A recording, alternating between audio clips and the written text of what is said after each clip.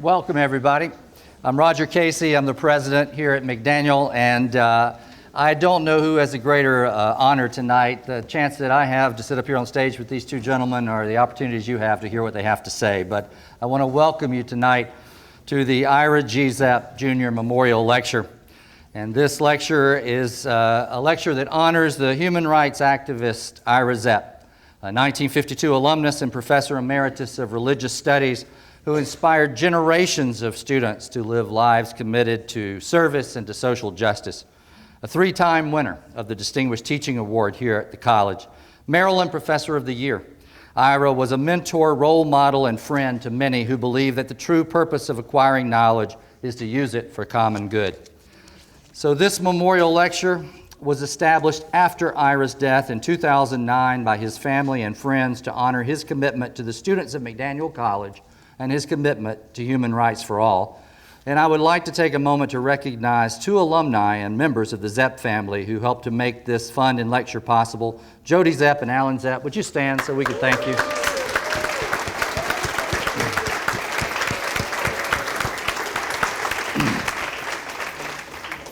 We've entitled tonight's lecture, Dissenters from the Indifference. It's an excerpt from Supreme Court Justice Thurgood Marshall's remarks when he was awarded the Medal of Liberty. And every time I fly out of BWI Thurgood Marshall Airport, I think of what a metaphor that we're able to soar because of his leadership and his legacy. And I think it bears actually reading all of this quote.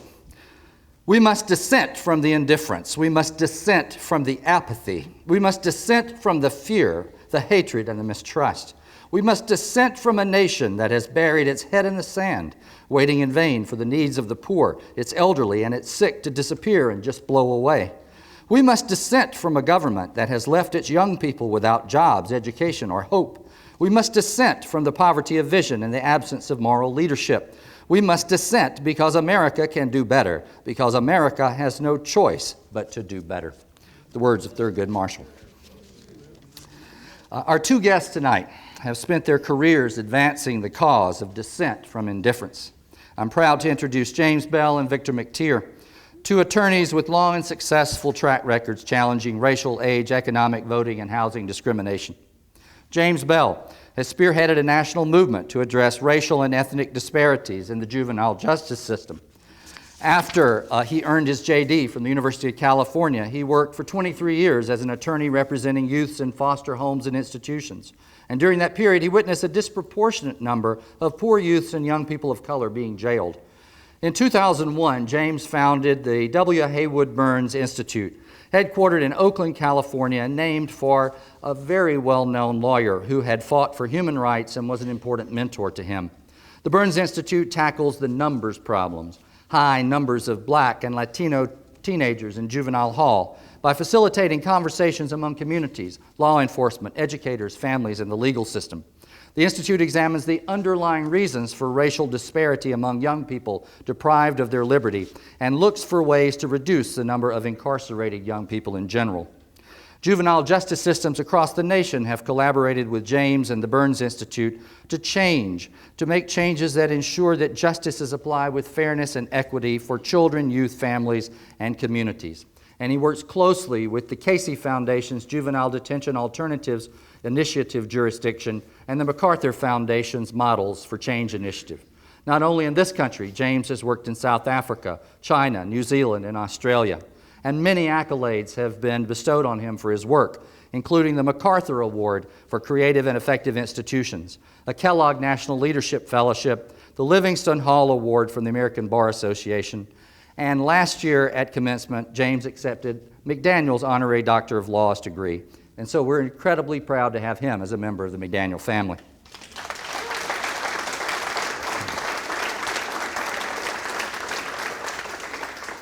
C. Victor McTeer is a celebrated civil rights attorney, McDaniel trustee, and 1969 alumnus, among the first African Americans to graduate from this college. He was 16 years old in the fall of 1965 when he left his home in the Forest Park neighborhood of Baltimore to study political science and to play football at what was then an overwhelmingly white campus. And Ira Zepp, his offensive line and end coach, who happened to be a rising star on the faculty, became his personal mentor and sounding board.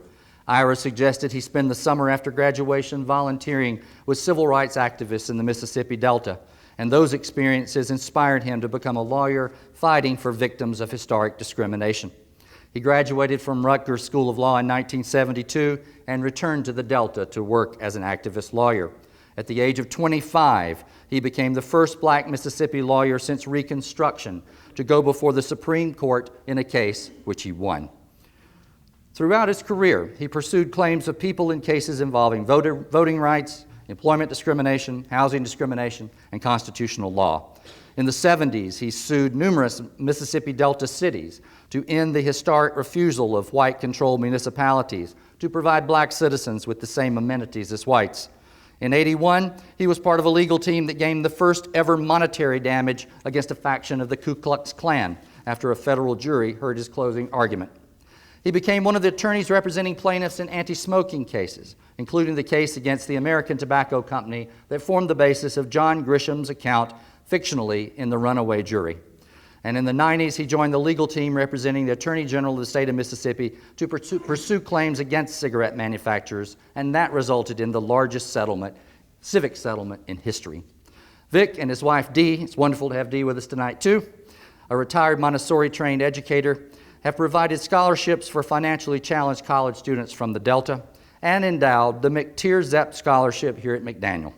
The McTeers have made a generous gift that supported the construction of the McTeer Zepp Plaza in front of Baker Chapel. And that granite fountain is inscribed with two of Ira Zepp's legendary quotes, "Love one another always and in all ways," and "We must learn when to be water and when to be rock." So tonight, James and Vic will share experiences and insights from their life's work advancing the cause of social justice. And we're going to have a conversation, and I think we're in for a delightful opportunity to learn from two great folks. So put your seatbelts on, fold up the tray tables.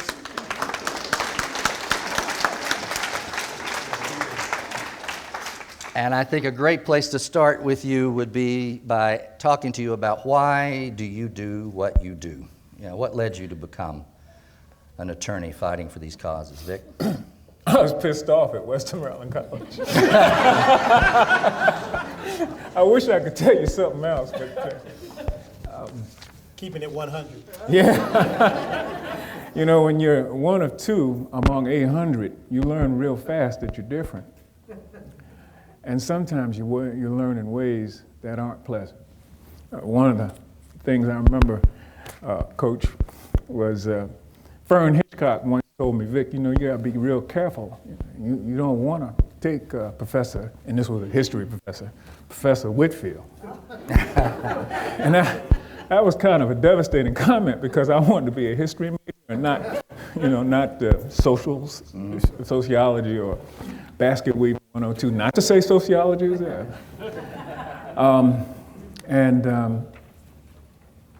Later on, I learned he was right. And later on, I learned that Whitfield really did believe that the South had won the Civil War.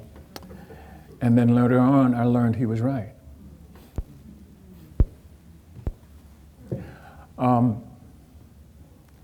But that's another story I'll tell you later.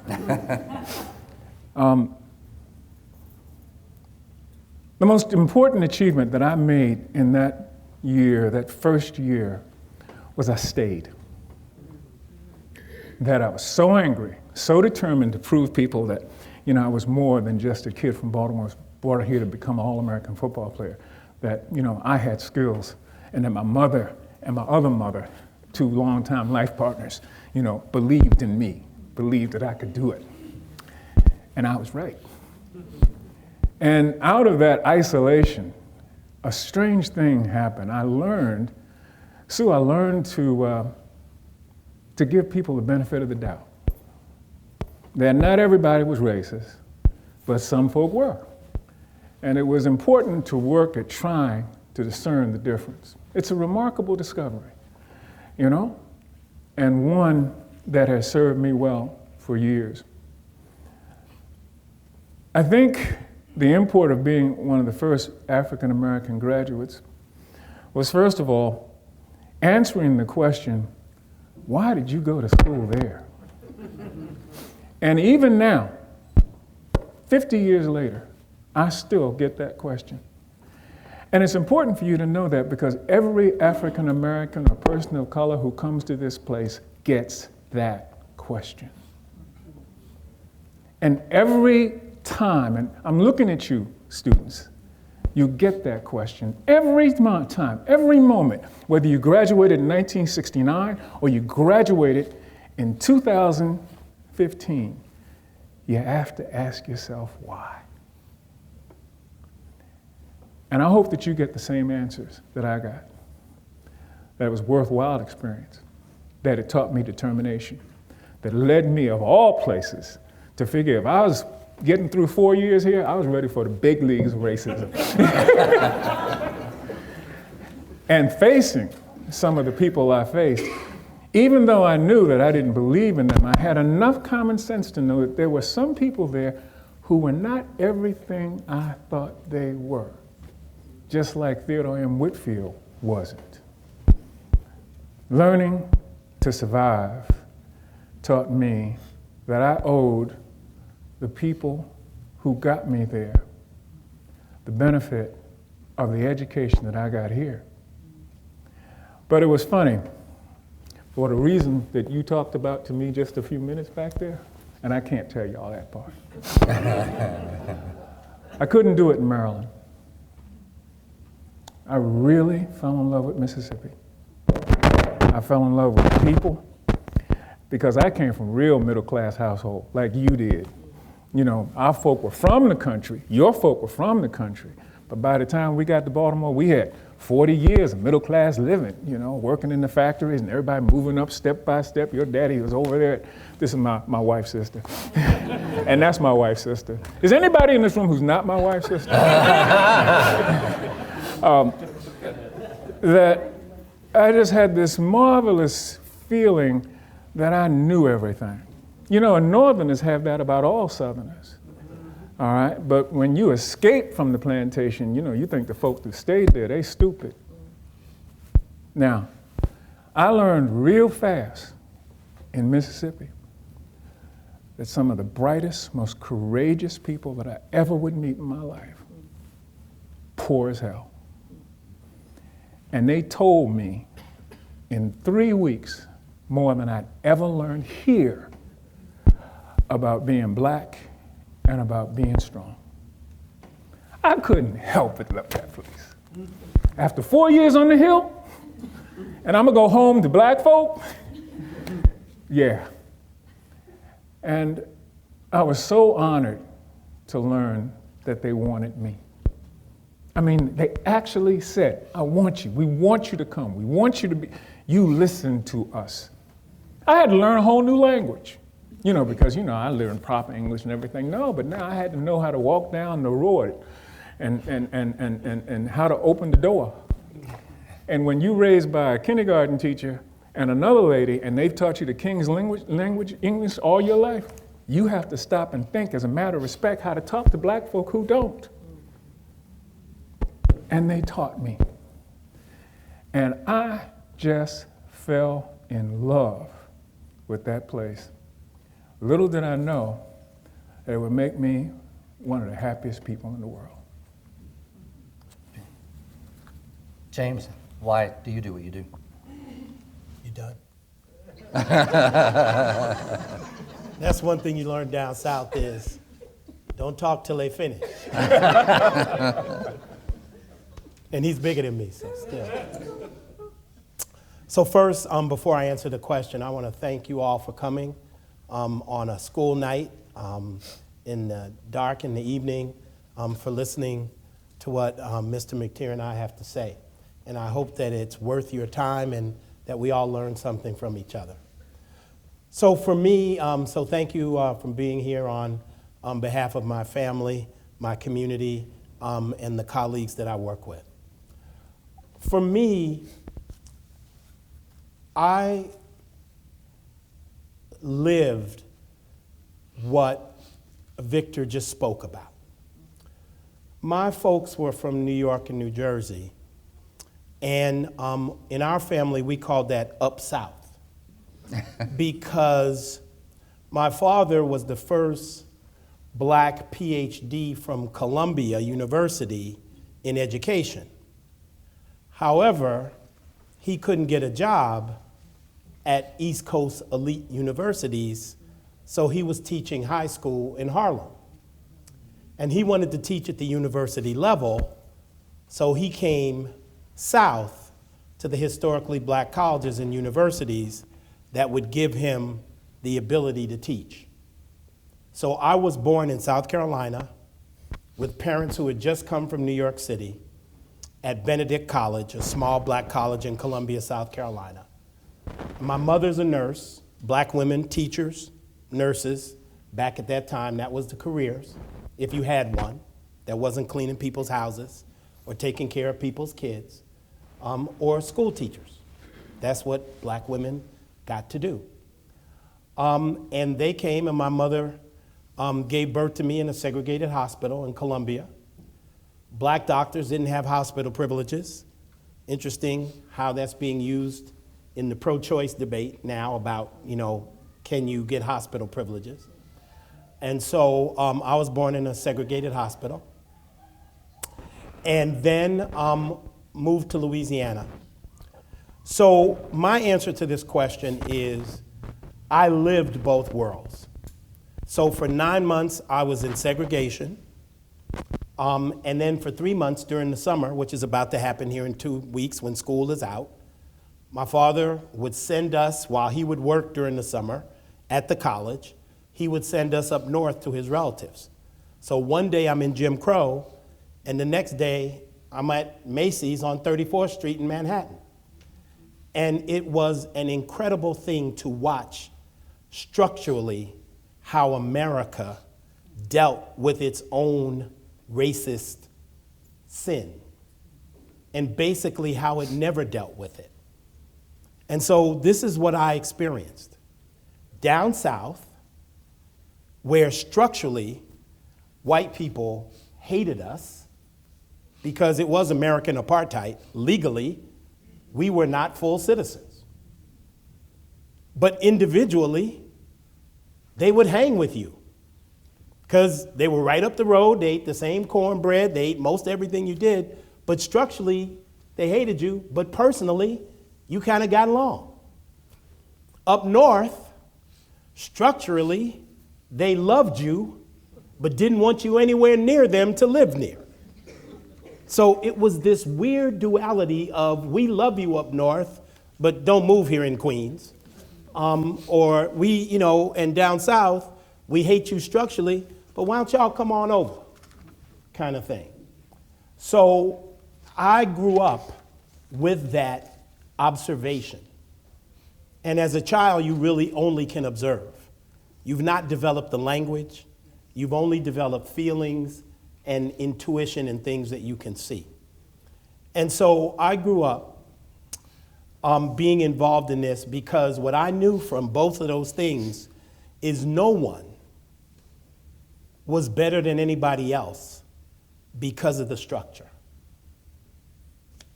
There were unbelievably incredible black people. There were unbelievably incredible white people. There were unbelievably unincredible black people, and there were unbelievably unincredible white people. And the fact that this status, this structure, made rules that then didn't allow for that kind of fullness of being left me no choice but to say there's no way that I'm going to live a life where because I look the way I look, somebody can make an assumption that as far as they're concerned, I can't read, I can't write, I'll never travel anywhere, I can't do anything. That was just never going to be the case because I saw too many other people who had the privileges to do that, and as far as I was concerned, were as unimpressive as hell. And so the question is, how in America do you get equity and fair treatment in a place that is structurally built, that its foundations are held up by notions of structural oppression? And that's a lifetime's journey. And I think for all Americans, if we think that we are post-racial, I'll invite you to just kind of get woke. So when you're starting your career, James, and you're looking at law school and you're developing as a lawyer, who were the role models that you were looking to? Yeah. So by the time I went to law school, I am the poster person, whatever you want to call it, for affirmative action. For first of all, those that fought to open doors for people like me who came from segregated schools. So I rest on their shoulders. I stand on their shoulders, those that gave us an affirmative action chance. And so once I had that affirmative action chance to get into law school, I had gotten into college through affirmative action. And so in college, we began to have black student unions, all kinds of, we want black literature. We wanted black everything. We wanted black food, black literature, black music week, black money week. I mean, we're college students. So we were out of our minds, right? And that's why the administration, like Rogers, like, oh my God, what do they want this year, right? We want black hair, we wanted black everything. And the Latinos wanted Latino, so it was just like that, right? And so by the time I got to law school, I had a real sense of activism. And there was, at that time, I came up in a very activist time. There was a tremendous amount of lawyers, because of affirmative action, people before me, that were doing wonderful work. So one of my heroes when I went to law school was a man by the name of W. Hayward Burns, who I named my institute after. Another was a black scholar whose name was Derek Bell.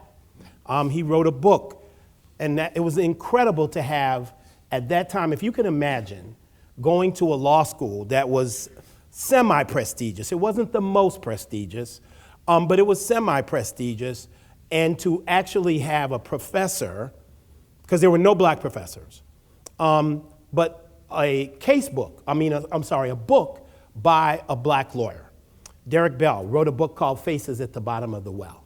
Obviously, we had the national heroes, Constance Motley, Thurgood Marshall, but we had lawyers closer to home that we saw, Margaret Burnham, those kind of people. And then once I got into law school, then I got to actually know lawyers who were practicing lawyers who became my hero as well.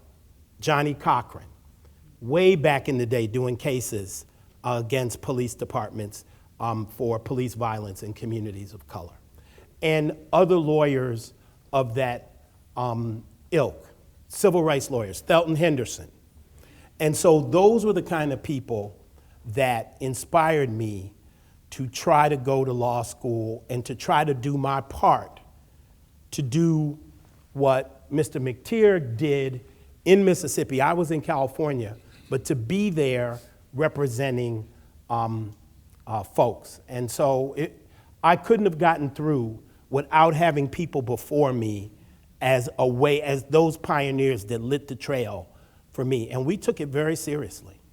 We took it very seriously being in law school. We did not party.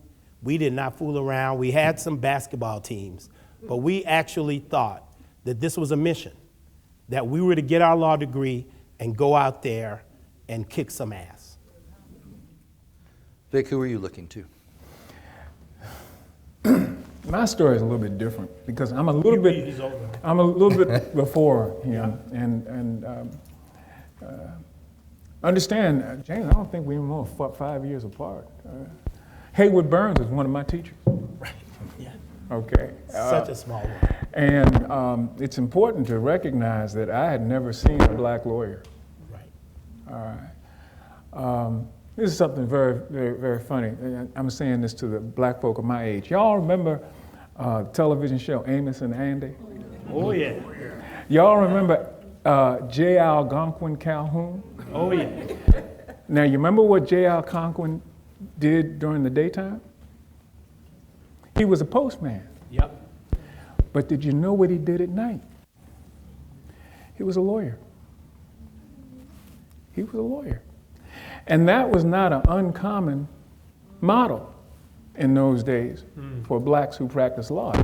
You know, you couldn't get any finance, and I learned that eventually, you know, so you couldn't open up an office. A lot of folk didn't believe you could do anything, and so as a consequence, you had to have a side piece of action. And I was in a worse situation. I mean, the first time I ever heard of a civil rights lawyer was when I was in Mississippi. And they were impressed with this young, big, articulate young black man, you know, who was talking good talk. But the first thing they said about me, Roger, was, you're going to be like all the rest of them. You're going to go back home and write a book. And I resented that because, Val, I was really into this. I really wanted to have it. And I had this crazy, unusual vision. The vision was I was actually going to come back to Mississippi and be a civil rights lawyer. Just in case y'all don't know this, most civil rights lawyers are salaried people who stay in New York, Washington, and Atlanta. They don't never live in the Deep South, especially not where you could get shot. So when I went to Rutgers, after they told me, if you're going to be a civil rights lawyer, this is what poor folks said, if you're going to be a civil rights lawyer, you need to go to Rutgers. Why? Because that's where all the civil rights lawyers are. Really? How do you know? And that's when they let me have it. You mean you never heard of Mississippi Freedom Democratic Party? You never heard of Fannie Lou Hamer? You never heard about all those lawyers who came down in 1964 during Freedom Summer? Because somebody had to prove that, in fact, black folk did want to vote because white folk were saying, y'all don't need to pass no Voting Rights Act. Excuse me, I'm going into deep Southern now. Y'all don't need to pass no Civil Rights Act because the Negro, the polite form of the other word, the Negroes don't want to vote. And so the idea that was thought up was, we're going to show them, we're going to have our own mock election because we can't vote in the Democratic primary. And 80,000 black folks showed up on a Saturday afternoon and voted in a mock election. And that's what led to the Mississippi Challenge, when the entire Democratic delegation of the state of Mississippi at the Mississippi Convention in Atlanta were not allowed to sit because of discrimination. You, big boy, got to go work for them lawyers. And that's how I met Mort Stavis. Stavis was, he was a Jewish lawyer, Poland is where his people were from, immigrant. But he had a reputation. He was what people called a lawyer's lawyer. He real meticulous, real tough, real difficult. The worst person for a young lawyer to be put in. And I decided, because I was so bored with law school, I hated it. I mean, you know, first of all, I walk in and I talk to everybody, and Rutgers had 500 black students that they had promised the South they were going to graduate in 5 years. And I'm one of the first people in that class. I applied on a Tuesday, and on Friday, I was accepted.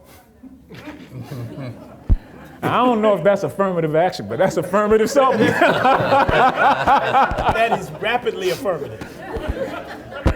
And the long and the short of the story is, I just hated it because nobody, especially the black folk, bought the idea of somebody who's 20 years old, only been in Mississippi 7 weeks, going back for good.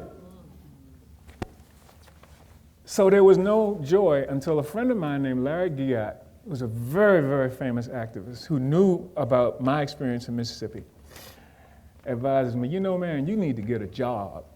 Now, this is funny because, can I tell him the truth? 100, that's the deal. Thank you. A first-year lawyer doesn't know his whereas from a hole in the ground. He didn't know what's up, what's down. He didn't know how to do research, nothing.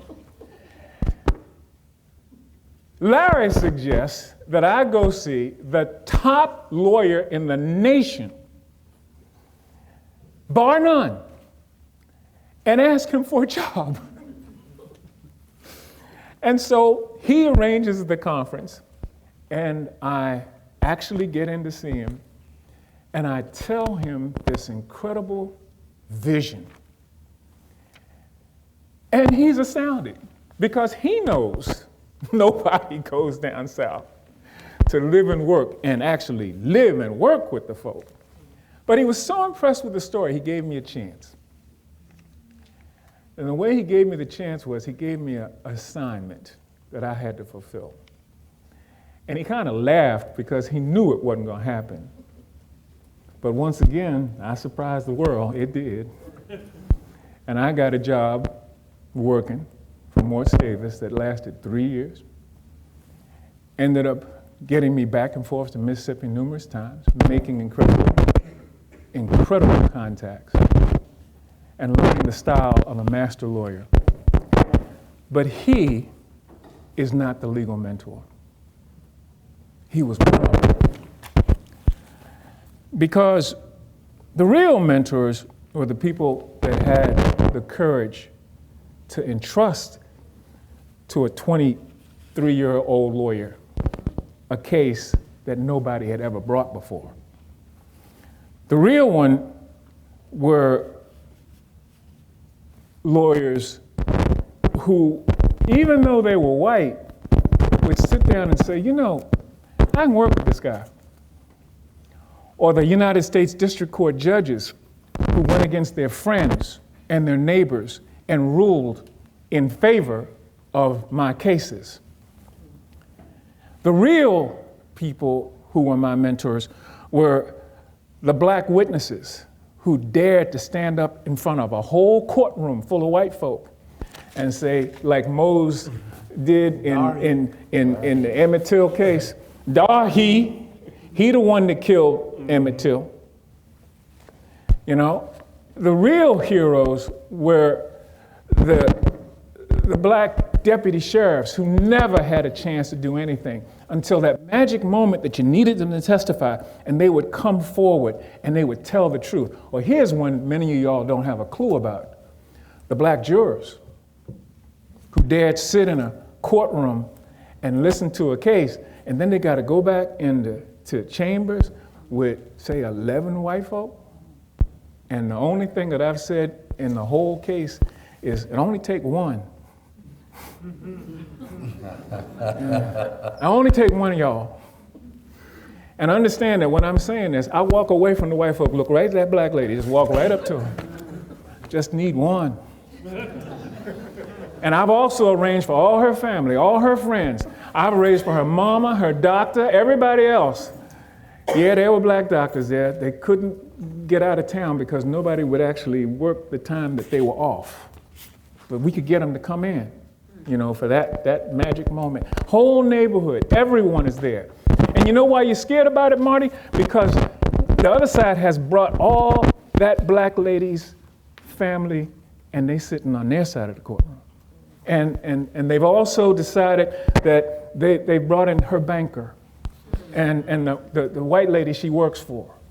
And that lady's sitting there because she's in a serious dilemma, Val, and she's got tears in her eyes because she knows you're right. And she does the right thing.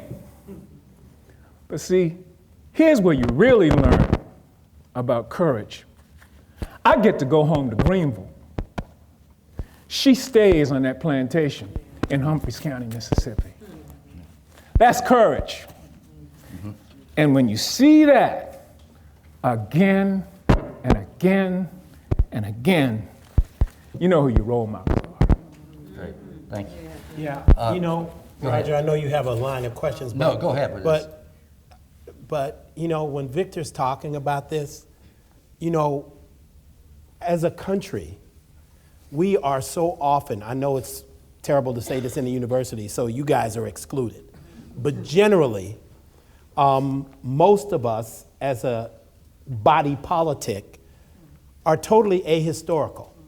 So these stories that I'm telling, I'm younger, but to many of to young people today, that might as well, you know, my generation would go, well, Vietnam, we think that was yesterday. To young people today, Vietnam might as well have been the Civil War.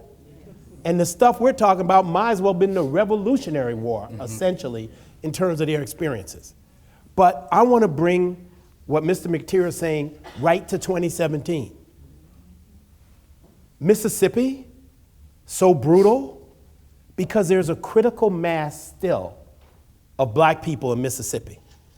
More so than Alabama, more so than in Georgia. That's why Mississippi was so fierce, because the white folks did not want a black population that could outvote them, thus all the incredible work he had to do. So let's come to 2017. Who represents Mississippi in the United States Senate since the Civil War? Anybody can think of any senators from Mississippi of color with 45% of Mississippi having black people in it? Anybody think we'll see any person of color representing Mississippi in the Senate of the United States anytime soon? So that one juror is still going home. It ain't to a plantation, but it's to 2017's version of structural hegemony, that we will stay in charge. Now, we're not going to put you on a plantation. We're going to call it the inner city. We're going to change the terms, but now we're going to call them low-performing schools. I mean, you guys now know the current terms. You know the current terms. So that he's talking about then, don't think this is ancient history. It is right now with today's terminology. Undereducated, violent, spontaneous, unprepared. You fill in the name, you fill in the word. Lazy, bilingual, queer. You fill in whatever word you need. It's right now. That one juror that is going back to that plantation is now called Jackson, Mississippi. Because believe me, it's called gerrymandering. So that all of Jackson, Mississippi, if you counted every black vote in Mississippi, it'd be hard to find them still able to elect a senator that represents their interests. So I just kind of wanted to play this forward to this is all of these dominoes continue to this day. They just evolve. Structural racism is an organism that adapts. And there's 2017 adaptations that we are sitting in right now. So James, what is one of the most important cases that you've worked on focusing on this very issue of trying to fight these structures? So one of the, I think, most important cases that I did around this, there were two of them. One involved Native Americans in Phoenix, Arizona, who, I don't know if people understand the history in the United States, but to take this outside of a black-white binary, Native Americans, when they were, quote, civilized by Dr. General Pratt, many of you might have heard of Jim Thorpe, Native Americans were taken off reservations and civilized. The thinking was, if we kill the Indian, we will save the man. So we had to civilize them, so they were taken from their reservations and put in boarding schools, away from their parents. Phoenix, if any of you go to Phoenix to this day, you will pass a road that says Indian School Road. Why? People go, why do they call that Indian School Road? I went, well, let's think about that for a minute. Indians, school. Okay. There was an Indian school on Indian School Road. And it was a boarding school for mostly Hopis, mostly other tribes that didn't have reservations on didn't have high schools on their reservations. And so they would be sent to these boarding schools away from their parents, their grandparents, in the middle of the city. And I did cases where these young people in this school were treated unbelievably brutally.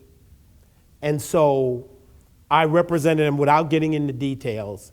My job, I felt, was to bring humanity to that school was for me to essentially make it so expensive for them to do it the way that school should be given, that it would force them to build high schools on the reservations closer to home. So that was one of my cases, Ramon versus Soto, that I was extremely proud of. The second case was in Kentucky. This was a case where people were put into, there was no youth facility in Kenton County, Kentucky, right across the river from Cincinnati, northern Kentucky. Chili. I ate more chili than I ever want to eat again in life, being around Cincinnati and northern Kentucky.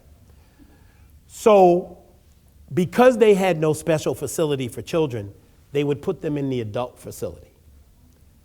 So they had to separate the children from the adults, and then they had to separate again. In this particular case, there was this one black boy that was in a facility that was majority white. And they felt they had to segregate him. So a white boy that had burned down his family house and killed his parents were allowed to be in the general population, but the black boy, who had done really nothing, was in solitary confinement for his own protection. And so I had to do that case where I actually said, this young black boy should be released, not should be in solitary confinement, and actually got relief throughout the whole state for how, in fact, they were holding kids in that way. Vic, what's your signal case? Case is. Let me give you a little piece of history. Everybody's heard of the 14th Amendment, right? Equal protection under the law. It was passed 1860, I think 1864. War was still going on when Lincoln pushed that through. And one of the interesting things is it has a provision that basically says, has a provision that basically says that the Congress is empowered to create the laws to enforce it. This is true. And the Civil Rights Act of 1866 was the result. And eventually, that Civil Rights Act evolved into 4 separate laws that are the executory laws. And it's really interesting because it tells you something important. See, right now, the 14th Amendment belongs to all of us as Americans. The 14th Amendment was made for us. And if you look at the laws that were enacted, you understand. First one was 42 U.S.C. Section 1981 gives people of color the right to contract. Think about it. The right simply to make and enforce a contract. That's pretty significant right when you ain't got no right to make a contract. Remember, it was 1864 before we had a right to make a living. Ain't that slavery, y'all? You know? Isn't that a year after we became people? No. And let me tell you, there's a guy right up the street, they named the town after him. Tawny? Yeah, Dred Scott? Yep. A black man does not have any right which a white man is bound to honor. U.S. Supreme Court, 1857. See, Whitfield taught me something good. But understand the fact that that is a critical essence of the social contract. Everybody, French, Germans, everybody understands that. Second rule, a black person or no white person, let me phrase it the way it was written. A black person shall have the same rights as a white to own property. Yeah, I can buy a farm. You know, of course, and this is interesting, the South was the richest part of this country before the Civil War. The richest part of the country. Why? Cash poor, land rich, white folk, and slaves.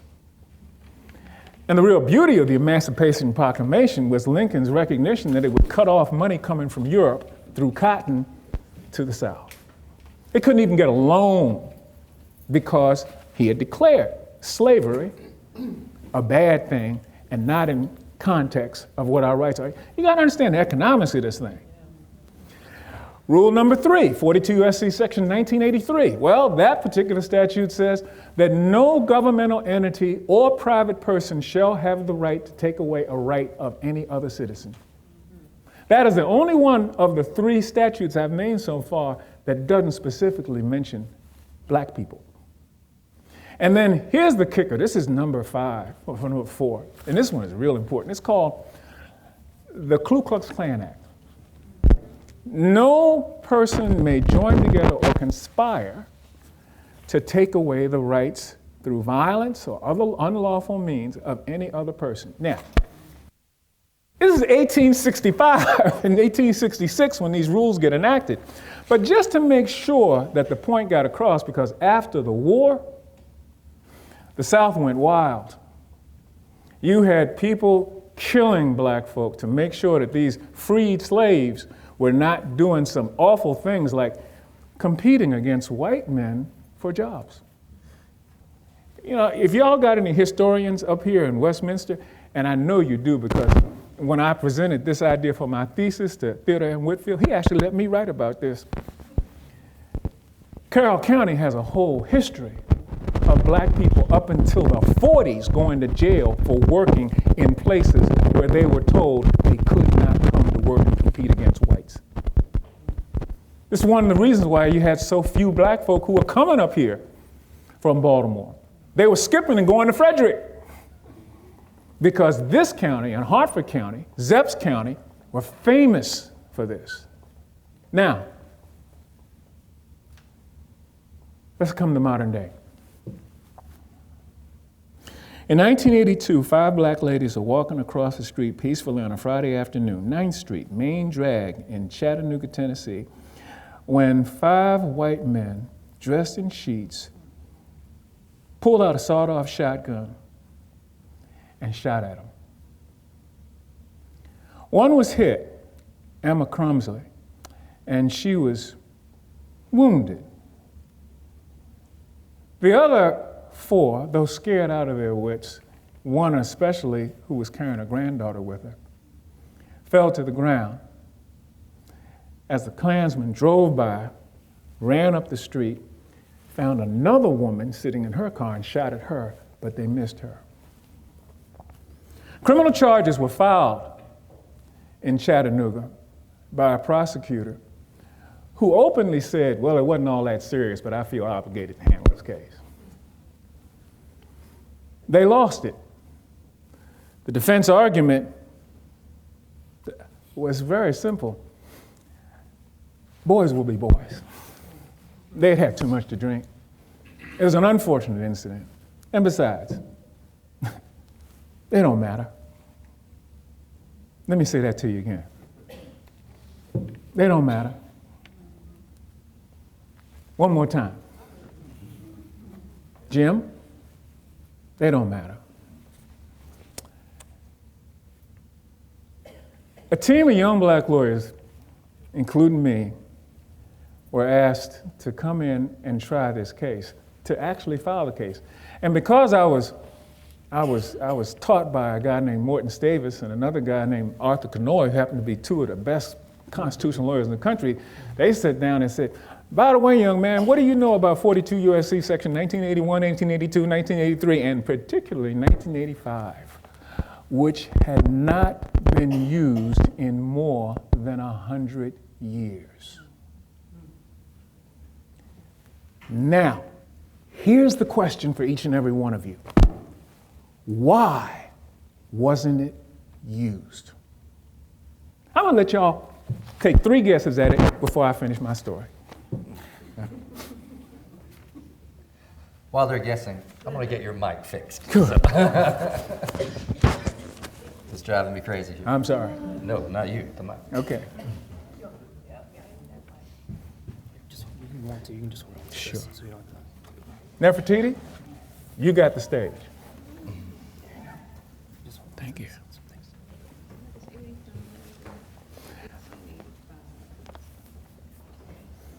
All right, you'll never guess this. They weren't used because they knew the arguments would be rejected, so it was a futile case to begin with. Excellent. You only got one thing wrong there. I'm not a lawyer. But you played one on television. He's got the right suit. Get the right suit. You're real close. You're real close. Burl Ives. But you know, your question presumes something. It presumes that in the South, in the 1800s, there was a lawyer there to handle the case. It also presumes in the South that there was a judge willing to rule and listen to the case. And here's the trick. It presumes there were jurors that were well-founded to do what you were asking them to do against their friends and their neighbors and everybody else that was commonly wearing sheets at the time. The reality is that the laws fell apart after a wonderful 7-year period of success. Now, this is part of the story that even I didn't know at that point in time, but in 1870, the Congress of the United States, which was still controlled by Unionists, were really upset because black folk were getting killed, massacred, as the soldiers returned from the war to start taking over things. Hang on, Roger, I'm almost there. And so there was another law passed called the Enforcement Act of 1870. And the Enforcement Act had a very simple function. It empowered the United States government to go out and actually suspend the writ of habeas corpus, which is a real loss of life, and just start picking up white folk. And within something like 7 weeks in South Carolina, everything shut down. Black folk were free. But then came a hard election in 1876. Hayes versus Tilden. Rutherford B. Hayes, he's smart enough to figure out that, you're with me, Professor, I'm glad, that if you want to be elected President of the United States, you need the South. And he was a Westerner, the Easterners were crazy. If I can get the West and the South together, then the result will be that we can turn this thing around. I'm going to get elected. The South did exactly what they said they would do, and he pulled the only armored force in the country protecting the slaves. Within days, it all started all over again. But here's the kicker. It lasted for more than 100 years. I knew about the law, and I suggested, well, let's try to go into court under 42 U.S.C. section 1985, the conspiracy statute. And when I presented it, the judge actually called us into court. I see the laws here, but ain't nobody used this ever. To which we responded, we are. And the man, Thomas Moran, was wonderful. He kind of smiled. He was a Republican, actually. And he was very positive about it. I'm going to give you your day in court. The same defense. You know, it just doesn't matter. So as I was making closing argument in this case that had gone fairly well, I had to explain to this 6-person six white people and 1 black woman on this jury that it did. And so I had waited for the other guy to finish, and I make the final closing argument. And so I picked up the shotgun, the sawed-off shotgun that they had, and I showed them it did matter. I took the gun, cocked it, and pulled the trigger, about 3 inches away from the head of the first juror. Then I turned to the next juror. I passed her because she was already crying. I went to the next juror, a white man, And when I saw him jump back from me, I realized I had made the point. The jury went out, and 3 hours later, they awarded us $535,000, which at that time was the largest civil rights judgment to ever be given. But better yet, it was the first judgment of its kind in America against the Klan.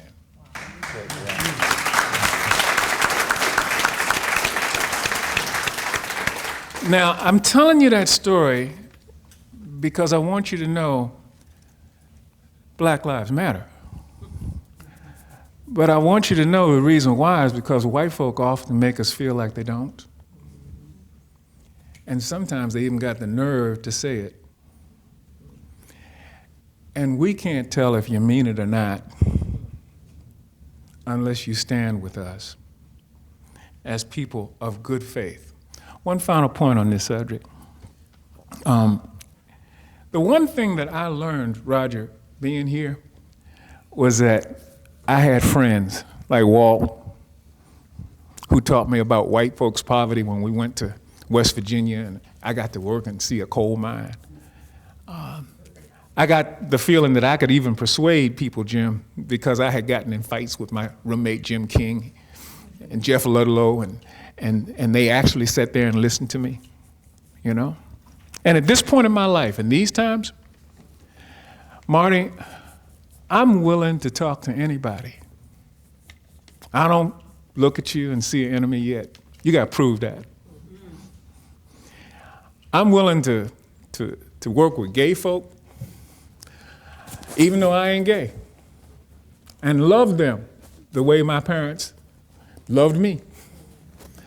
I'm willing to talk with Native Americans about pipelines going across their property, because I don't want no pipeline going across where my folk buried either.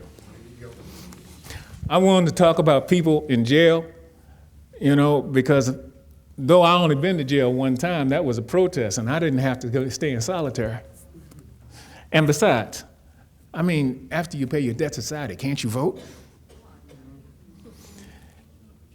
It's time, I really believe, for all us to stop these petty arguments, just like some of our other friends have. Because, I'm gonna say it now, we just don't have the luxury of laying on our asses anymore.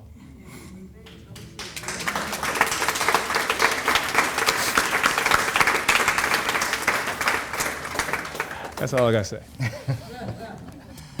So, James and Vic, you've talked about important issues like affirmative action, the Voting Rights Act, which for many of our students now, these were historical, decisions, as you said, as old as thinking about Vietnam. What do you see, I'll start with James, what do you see as the most pressing civil rights issue in our country right now? Mm-hmm. Yes. I see the most pressing civil rights issue. It probably isn't framed that way, but this is a 2017 frame. So it has to be different because, as I said, I think the things that Victor's talking about are still present today. They've just adapted. You know what I mean? It just is. I mean, when I grew up, it was called heroin. Now it's called an opioid. It's still the same thing, right? And so, I mean, and the policies and structure about how it's handled is exactly the same.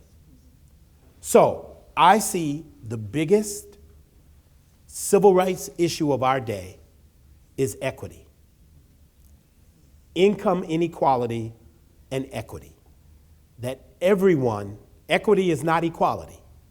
Equality is different. I'm not a big equality person because we could all be equal in a homeless tent. That's not what I'm interested in. I'm talking about equity.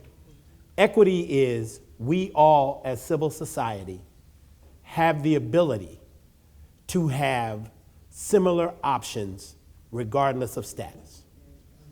That's what I want.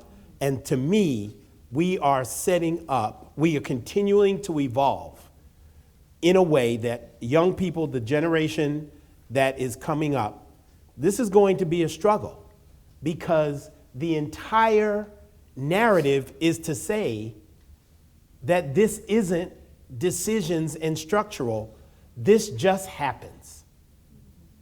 Isn't it unfortunate that so many people are poor and their incomes are stagnant, and it just so happens that other people are doing much better?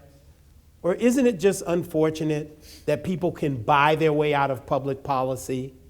And why is it that the people who do well continue to do better, and those of us that are struggling? And so I'll tell you what we're going to do. Let's have those of us that struggle fight against each other about who's struggling more than the next person so that we can keep our eye off of who ain't struggling. And then let's have the people who are struggling try to act like they ain't. It's like, oh my goodness, it's so hard out here trying to decide which car to buy, blue or brown. You know, it's like, so income inequality is driven in every part of the American experience. And it is so deeply interwoven with race and ethnicity. I'm from California. We are a state, majority Latino, a state that has been majority people of color for 18 years now. So when you say minority in California, when we're in California, we look at white people. We go, how's it feel over there? And I can tell you, it did not happen easily. We got English only. We got build the wall. We were the first state to do all of that, to go through that. It's not going to change. The demographic history, let me just tell you, 75% in the country you live in, may not be in this county, but 75% of the people in these United States under 25 years of age are people of color. Now, you can try to wish that away. You could call that an alternative fact. You can do whatever you want to do. You can do whatever you want to do.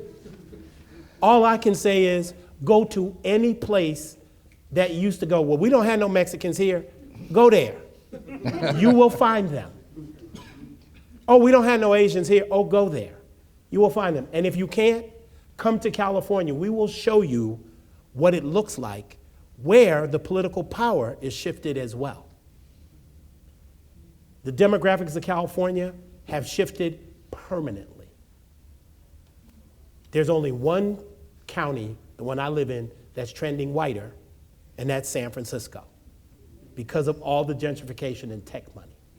And it is a bloodbath to see people who find their way of life going away.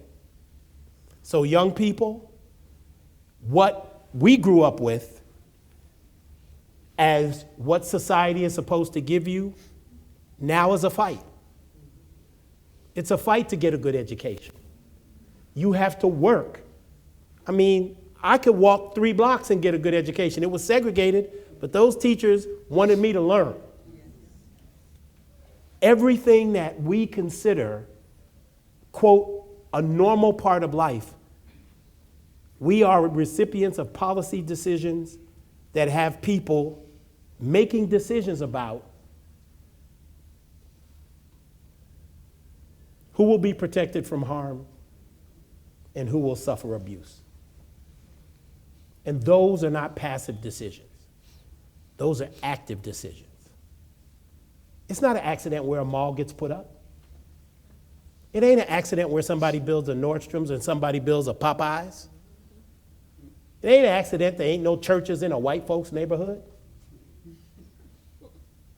It's not an accident that you can't see the street signs in a rich neighborhood, because if you don't know where you're going, you ain't supposed to be seeing no damn street signs. Those aren't accidents, those are policies. We don't want neon here. And the poor folks, we want it all neon, red, bright, green, let them see. Those are policy decisions, that ain't accidents. So your job is to be vigilant. What I would ask students to do is anything that you think is what you have to deal with, do what Mr. McTeer has taken us on. Find out how it got to be. How did it come to be? What is the narrative and the perception that they're asking you to buy? What is it that they are saying is what we want you to do? Because it came from somewhere. Learn about it and draw your own conclusions about how that lands on you, and is it equitable? Who will be protected from harm and who will suffer abuse if this goes through? And if it looks funny, like your folk ain't on the protected from harm side, you know what's up. If I could stay with this a minute, you started talking about equity by mentioning this transition between you're a heroin addict versus you have opiate addiction and you need treatment. Right. Many of the people that you have served are in jail under 3 strikes and you're out. And 2 of those strikes probably had to do with drug offenses, and the 3rd one was you didn't show up for court. And the prison industrial complex that you work so much in terms of fighting for justice there is an important part of this. And I'm wondering if you could talk just a few moments about this equity issue as it relates to the prison industry in America. Okay. Uh-oh. Now I'm about to turn, okay, It's your thing. it's my, I go. Woo, you asked me late. I thought I was going to get away with it. No. And these poor people like, please don't go on too long. It's late. Okay. So this is what I've worked on all my life. And the other thing I would encourage you to do with students is never just have a narrow focus on the lane. Everything came from somewhere. The more you understand contextually why you're in the situation you're in, it gives you better tools to try to fight it. Because if they're just going to narrow you to your solutions, it's just bad solutions, right? It's just bad solutions. So you really don't want soda, but if we're going to give you syrupy, sugary stuff, you want a Coke or a Pepsi. It's like, actually, I don't want either one of those. You know, those aren't the 2 choices I want. So it's important to understand, and Mr. McTeer has hinted at this, the justice apparatus in this country is the enforcement mechanism for everything that he has suggested. The justice apparatus, I know you're not going to think this, is rarely about crime. It's about control. It's about control. Because everything, I guarantee you that every one of you in here broke the law today sometime. And if not, 80% of you did. It said 40 miles an hour. I know you were at 45. I know you were. You don't consider yourself a criminal. What is the unemployment rate in Freddie Gray's neighborhood? 56%. So tell me, what is illegal activity in a neighborhood that's 56% unemployment? What's illegal? Stealing. And should that be the same thing as if it is in a neighborhood that has 95% employment? Because stealing may actually be a rational thing to do where there's no income. It may be a rational thing to do. Not going to school, if you have to go through 3 gang sets, is a rational choice to not get in trouble. To not sit on a jury if you're going to get hurt may be a rational choice. I'm sorry, Mr. McTeer, I'm going to have to walk. I got to go home. That may be a rational choice that he's not going to hate you for. He wished you would, but he knows it would take tremendous courage. So much of what you and I did as teenagers at our age is illegal. Normal adult behavior, adolescent behavior is illegal. So we used the justice sector to control behavior that we're afraid of. No one wants to be unsafe. No one wants to be unsafe. But what we've done is we've criminalized normal behavior. So Roger and I were at our age, When we were teenagers and we get out of high school, we get out of math class, he's smart, my brain is exploding. We have that teenage pent-up energy. We're running down the halls, we're screaming, we're yelling, we're pushing, we're doing. That's normal. 2 kids get in a fight. They're 15. Why do 2 kids anywhere get in a fight that are 15? Somebody said your girlfriend's ugly. Somebody said your boyfriend's ugly. Somebody said your mama got big lips. Somebody said your diamonds too red. They're Irish, they're Italian, they're whatever. You're Kobe, I'm LeBron. It just gets stupider by the year. Stupider by the year. But it's normal for them to test limits. At the country day school, when Chad and Duncan are testing the limits, the police are not called. Because I didn't pay 30 grand a year for you to call the police. You call me or my nanny. Your nanny? My nanny. San Francisco. That's right, from Germany or the Netherlands. At Paul Lawrence Dunbar High, 2 people get in a fight, it's a felony.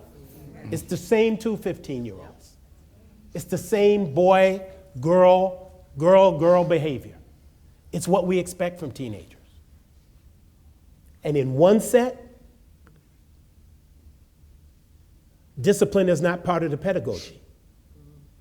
In another place, discipline is a part of the pedagogy. Who in our houses, who here in this house sends our kids down to 2 doors down to get disciplined? Discipline is a part of parenting. You don't say, oh, you got in trouble, I'm sending you 2 doors down to Mike. As a parent, you discipline, and that's part of parenting. So I say all this to say that overwhelmingly, 2 to 5% of the people that we have in the justice sector, and I invite you to go look for yourself, are people that we should be afraid of. The rest of them blew jury duty, didn't show up, didn't pay their parking tickets, which are increasingly important because we live in a society where you can't raise taxes because nobody wants to pay taxes. So what do? Parking tickets cost now $100. To go to the library costs you $50. We increase fines and fees in lieu of taxes. So what are we going to do? You didn't register your car? That ticket used to be $100, now it's $300. Now I can't pay the $300, so I'm gonna drive my bucket, my hoopty without it. Now it's law enforcement. I'm not breaking the law. I'm breaking an administrative law. I didn't pay my registration, but I'm going to get diapers.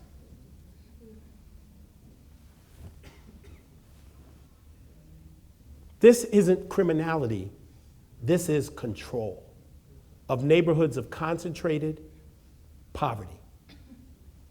And so what we need to have is equity, where the people that feel like the justice sector is keeping them safe need to listen to the people who feel like the justice sector is making them unsafe. Thank you. Vic, your thoughts on the civil rights issue of the day? Let me approach this another way, something interesting. Get your mic. Can y'all hear me? We need to pick up the mic. All right. I saw a statistic I talked to my wife about the other day. It just really kind of amazed me. Did you know that for the first time in history, the number or the life expectancy of a white male went down in 2014? Stress. Did you know that for the first time in history, one of the reasons for that was suicide and depression? Yeah. Here's another one. Did you know for the first time in history, the number of white folk going to jail went up? Now, I found that rather interesting because, as you know, I was a history major at McDaniel College, at Western Maryland College, and I look for those kinds of wonderful amorphous statistics. because I come also from a Pentecostal background, which means that I don't try to proselytize you, I plant seeds. I just want you to think about this. There's a guy named Gunnar Myrdal, wrote a wonderful book starting in 1937. Political science professors know about this. It's called The American Dilemma. And I trust you might take a look at it. It's a long read, but it's real important. And primarily it's important because Myrdal, who was a Swedish sociologist, came to an interesting conclusion when he studied the treatment of African Americans in the South, and he concluded the fact that all of their problems arose from white racism. Now, this was not taken too well in America.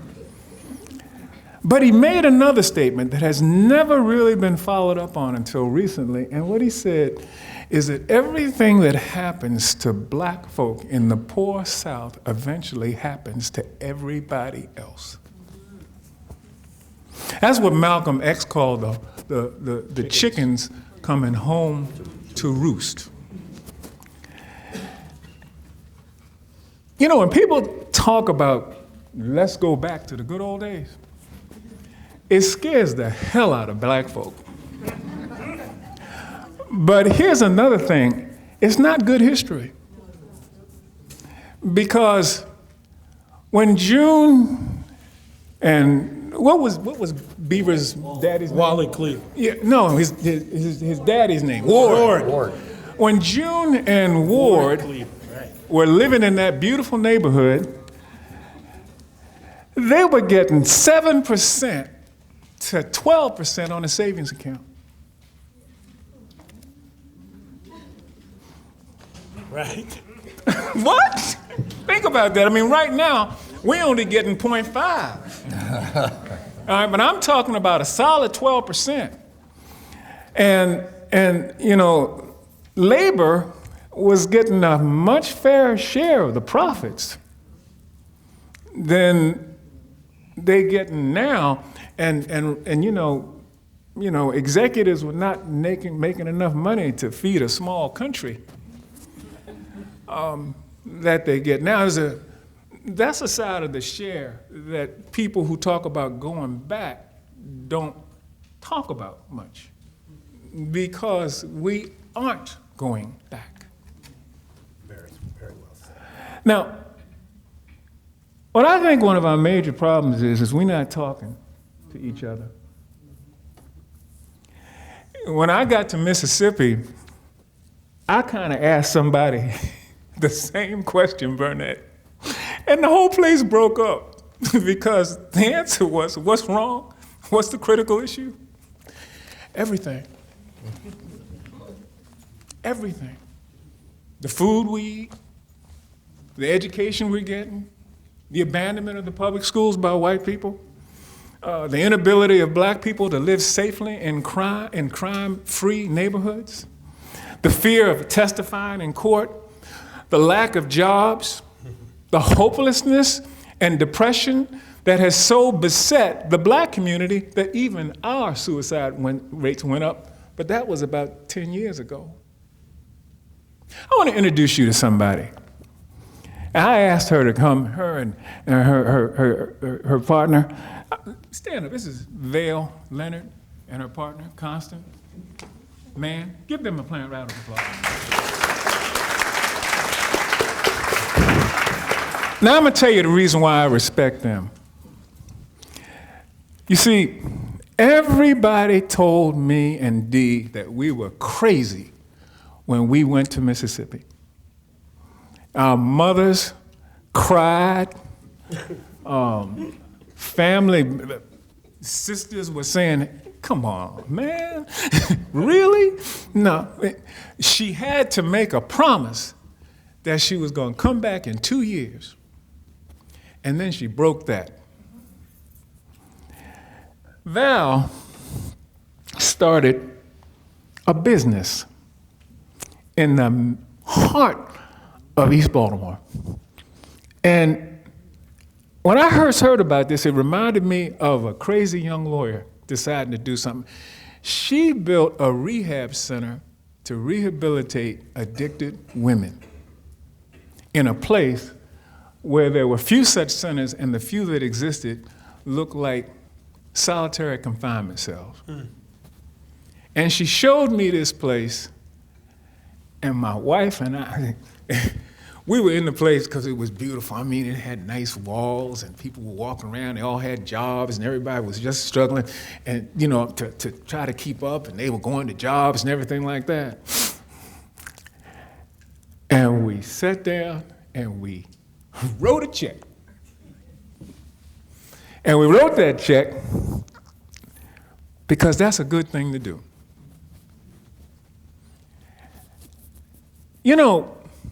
We have to talk to people that we ain't been talking to for a long time. And that's hard for black folk. When you're going through, and some of y'all may laugh at this one, 400 years of slavery, which is broken up into 200 years of actual slavery, maybe 150 years of servitude, maybe about 30, 40 years of second-class citizenship. But I'm looking at everybody in this room who is not of color and saying, y'all better catch up. Y'all right behind us. Everything that goes around comes around. And we're not the problem. We are not the problem. There's nothing in America that black folk do that white folk didn't teach us or inflict on us. And that's not an alternative fact. Understand that that history I gave you, that's not taught. And the fact that it's not taught is an alternative fact. Because if people knew this history, they wouldn't so easily slap black people when they sit in the Donald Trump campaign. We hear, people are open to reaching out. What is the most serious issue? You no longer have the luxury to do nothing. Because these people, like our Southern friends, are relentless. And the one thing that people like James and myself and other great leaders, not other great leaders like King, Malcolm, like Viola Luiso, and other whites like Schwerner and Goodman, they learn that we have to be just as relentless. Just as relentless. We cannot forestall the inevitable unless we're determined to do so. And so I'm reaching out to the Latinas and Latinos. I'm reaching out to the Native Americans. I have lived with y'all long enough to know that there are people in here that I can trust. And believe me, there are people back home that don't believe that. One of the things that I remember, and I'm going to say this to you, Walt, because it's something that you did a long time ago. There's a real important test that I had of friendship. When you're black on an all-white campus, you just know you're isolated, but you don't know what people are saying about you. I mean, be honest about it. Would you walk up to a 6'4", 240-pound All-American football player and use the N-word? Maybe once. But it ain't likely. Yeah, but it ain't likely to happen twice. I had friends or people who tested my friends. And somebody walk up to Pam Zappardino and say, that nigga, man, he crazy. And the test would be when somebody come back and say, man, you know what Pam Zappardino said to that white boy, John Boy, about how she didn't appreciate him comment? That was courage for me. So where do you stand with your people? What happens when you go to church and the preacher starts sitting down and starts railing about the dangers of the community of Owens Mills and that element down yonder. You know? I mean, how many people can I in this room turn around and look at the head of the NAACP and say, that white boy over there got your back?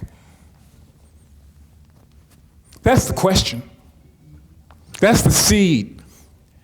How many of you dare to look at someone that you've known all your life when they made a foul comment and say, you know, man, that was racist?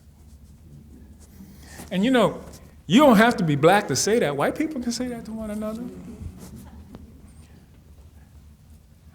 That's the test. I'm willing to put myself on the line for the Latinos. Matter of fact, my wife will tell you, I actually started learning how to speak Spanish. Hola, señora. You know? And I lived up in West Virginia and saw enough poor white folk to understand we had a lot in common. So who you got that you're going to stand with? Who you going to teach physics to? Who you going to inspire to go home and do something nobody has ever done before?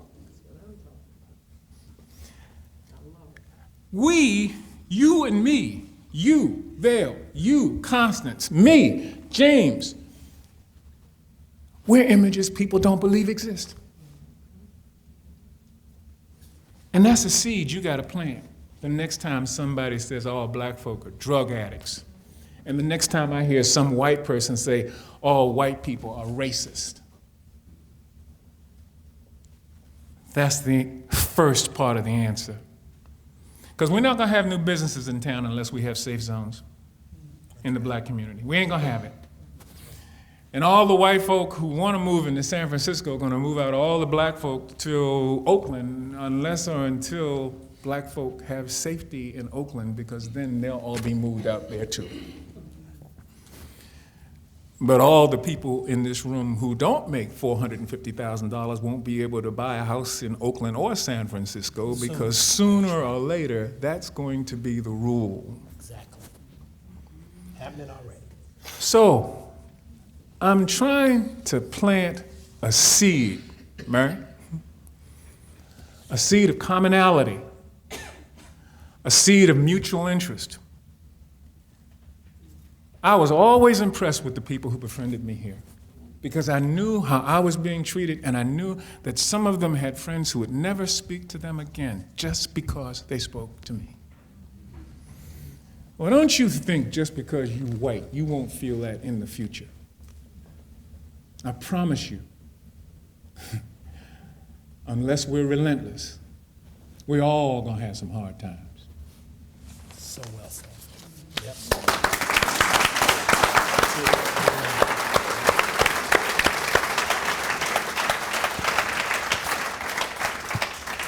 On the side of the fountain in McTeer Zepp Plaza, it says you have to know when to be water and when to be rock. And tonight we've heard two marvelous stories of people, I think, who've lived that motto, who've challenged us, shared those experiences with us, and planted seeds. And I want to thank you so much, Vic and James, for being a part of this evening, for being a part of this college. I think we will all carry home with us many, many thoughts that you've given us tonight. So please join me in a round of applause for these things.